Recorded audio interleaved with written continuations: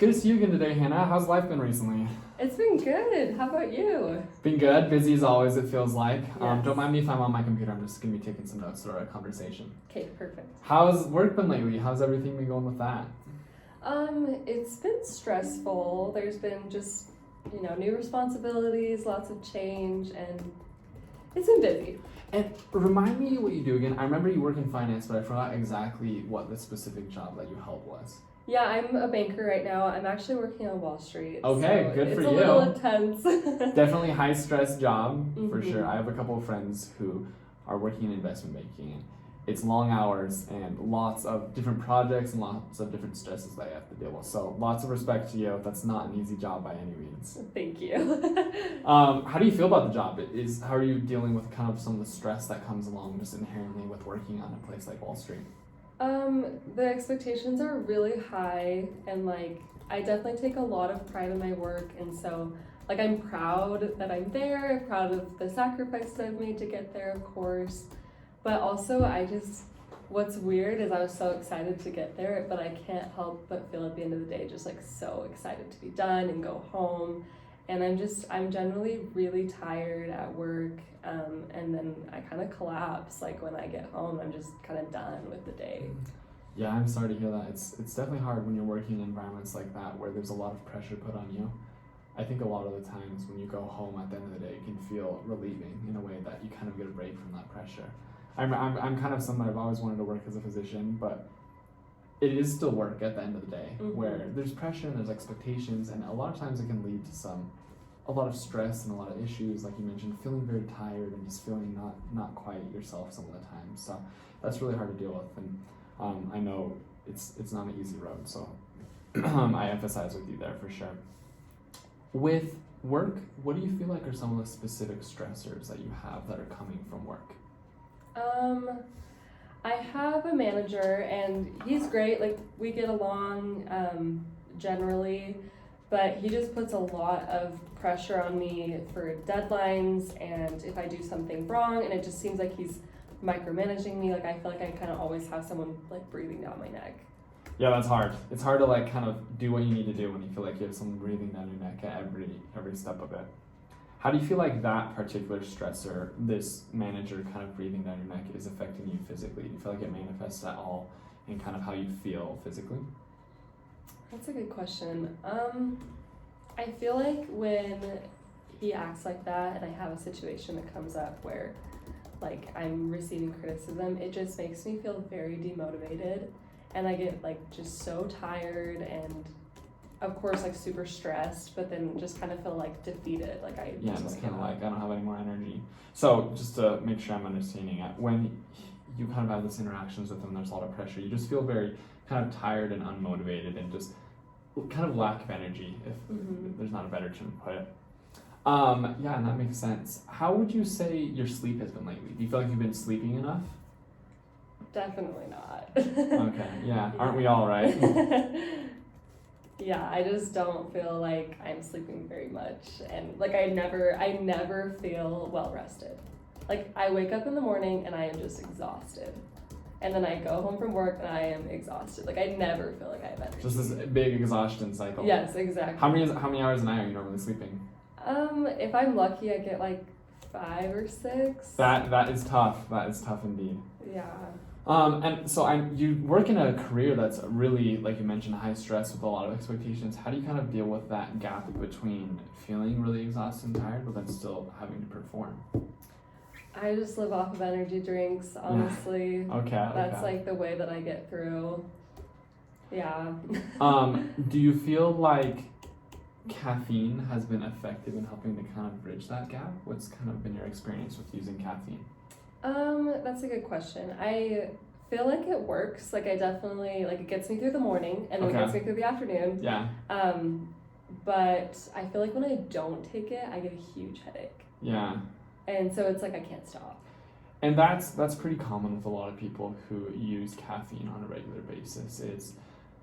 It's a drug, right, in the way that it affects our body, and it blocks adenosine receptors in our body. And when we take it on a regular basis, like you're doing kind of day to day, our body gets used to it. And so when we're not taking it, our body just feels uncomfortable. And a lot of times it leads to different physical symptoms, whether that be headaches, whether that just be general feelings of fatigue and kind of weakness. So that doesn't surprise me as much that when you don't take it, you're not feeling as good.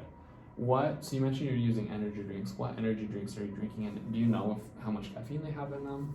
Have you heard of Bangs? I have heard of Bangs indeed. I think they have like 250. Yeah, I think it kind of varies. It's like 250 to 300 milligrams per one. And I think you mentioned or is it more than one a day? How many are you drinking a day? Yeah, I usually have one in the morning and then I have another one in the afternoon. Okay. So I'm just going to talk to you about a little bit of research that's been done around caffeine, and we can kind of talk about what your thoughts are. There's been studies that have shown that a little bit of caffeine on a regular basis is not harmful, and it's not going to cause you any problems. The limit that they've kind of capped it at as what they call a dose that's not going to lead to any heart problems or other ways that caffeine can influence the body is around 400 milligrams. And so the fact that you're drinking 2 of these a day, one in the morning and one at night, puts us a little bit over that limit of what is generally going to be safe. And so I think that's what brings me a little bit of concern. What are your thoughts about that? Hearing kind of some of that research, what's been done around caffeine, what are your thoughts that come to mind? It makes me feel better, Okay. knowing that maybe there's a better solution, and that it's normal to get headaches when I don't drink it. I'm thinking that it kind of scares me a little bit how much I'm drinking, and I kind of feel like maybe I should cut back a little bit.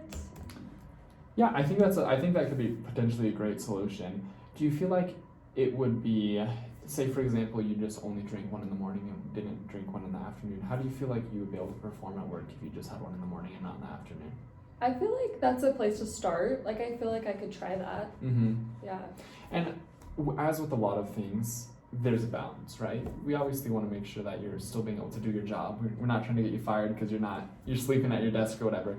But I think it is important to kind of be able to manage some of these health risks that we have and making sure that we're taking care of our body in a way that you're going to be able to be healthy so you can work at this job as long as you want or as short as you want. And so I think that's something that's really good to kind of start off. Kind of as a two-tiered approach, I think reducing caffeine intake is going to be helpful in the sense of helping to adjust some of the problems you've been feeling in different ways. I think it's really important to also kind of address how you've been sleeping lately. Mm-hmm. There's this term that kind of addresses sleep called sleep hygiene. Have you ever heard of that term, or does that ring any bells? No. No worries.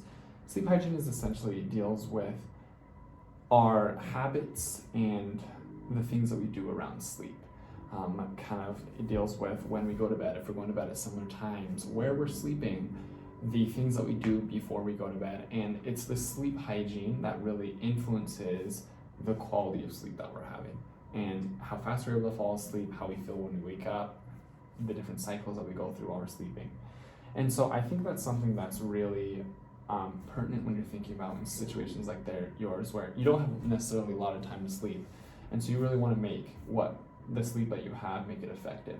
Mm-hmm. What is your normal sleep routine right now? Kind of what goes down when you're getting ready to go to sleep? I usually will, there's a gym at my work. Okay. And so I usually will exercise like in the early evening. Yeah. And then get home, and then I'll usually eat dinner kind of late. Gotcha. And then, I don't know, kind of scroll on my phone for a little while, and then eventually fall asleep. Yeah, and I think that's something a lot of us do, right? Especially when you're working in a high stress environment. It's just want to have a chance to kind of detox and just relax at the end of the day. And so I don't blame you at all. That's one of the things that I think maybe we could work on is some of these sleep hygiene habits. It's been shown that scrolling on phones with the amount of blue light it brings in, and also some of the things that you mentioned, have some negative effects on quality of sleep and how effective we are at being able to really feel refreshed. And so I think maybe one of the things that we could potentially talk about working on is putting your phone in a different room before you go to bed. I know that's easier said than done, right? I think people like to stay connected with what's going on, but I think that's kind of a small step that's really helpful in making sure that you train your bed as a place simply just where you sleep, not necessarily as a place where I'm calling friends or I'm FaceTiming family or whatever, but hey, this is my bed and this is where I sleep. Do you feel like that's something that you could implement? Yeah, I feel like that seems reasonable. I mean, like you said, it's gonna be hard, but Mhm. I mean, I need to sleep. I need to figure this out, and so I'm willing to try. Definitely. And so these are small changes, right? Kind of reducing the amount of caffeine that you're taking in and then also helping with some sleep hygiene things. But I think it's kind of by starting with some of these small things, we're going to be able to help you feel a little bit more refreshed at work. Caffeine treats a lot of these problems in the short term, but I think by building some of these good long term habits, it'll really help you feel better for work in the long term. And so I think maybe if we want, we could set a follow-up appointment 6 weeks out, and you could try implementing a couple of things that we've talked about today, and kind of at those 6 weeks we can meet again and see how you're feeling. How does that sound? Yeah, that seems great to me. Yeah, I'm willing to try that. Thank Okay, you. awesome. Yeah, well, I'll go ahead and put that in your chart. I'm just gonna finish taking some notes here that we talked about today. I'll put that in your chart, and then in 6 weeks we'll go ahead and meet up then. Okay, awesome. Thank you. Awesome.